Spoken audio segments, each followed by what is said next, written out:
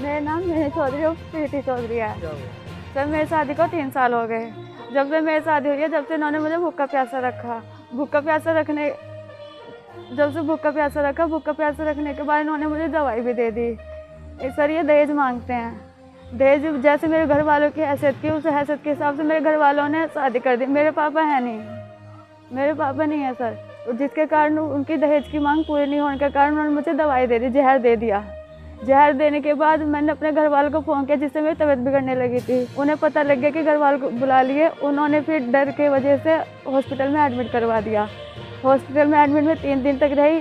उन्होंने मुझे धमकी दी, अगर तूने अपने घर बताया आदमी जो आएंगे या पुलिस को केस वेस करा तो तुझे मार देंगे, तेरे घर वालों को मार देंगे। सर मैंने इसलिए कुछ नहीं बताया किसी से भी कि मेरा घर बस जाएगा, इसलिए मैं चुप रही। फिर क्या हुआ? सर वो ले गए, हाथ पैर जोड़कर चले गए कि कुछ नहीं कहेगी तो किसे कुछ भी। मैं शांत रही।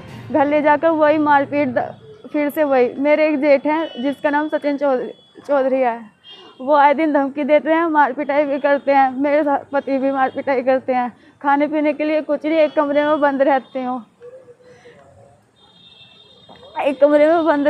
जिसके मेरे जेठ सचिन मुझे अकेले को देखकर उन्होंने कई बार छेड़खानी करने की भी कोशिश करी है। छेड़खानी करने के बाद मैंने इसकी सूचना अपने ससुराल में सबको दी, अपने हस्बैंड को, अपने सासू माँ को, लेकिन उन्हें उससे कुछ नहीं कहा और मेरे साथ मारपीट फिर से शुरू कर दी। खाने के लिए किसी ने कुछ नहीं करा। उसके बाद कह रहे तो झूठ है, मार पिटाई, खाने के लिए कुछ नहीं, एक कमरे में बंद।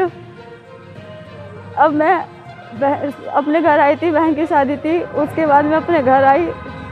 घर आने के बाद फिर मैं दोबारा ससुराल गई। ससुराल में मार पिटाई करके घर से भगा दिया। सर मैं हाथ जोड़ के रिक्वेस्ट है, मैं अपने ससुराल जा। सर वो यूपी पुलिस में है। मैं एक बार प्रेग्नेंट हुई थी तो उन्होंने मुझे दवाई लाकर दे दी। ये कह दी मेरी जेठानी गुरमीत है जिसका नाम, उसने ये कह दी ना तो तुझे सुमित का रहने दूँ ना उसका बच्चा होने दूँ। जैसे मेरे मिसकैरेज हो गए। सर वो खेती करते हैं। तो आपने पुलिस के पास गई थी?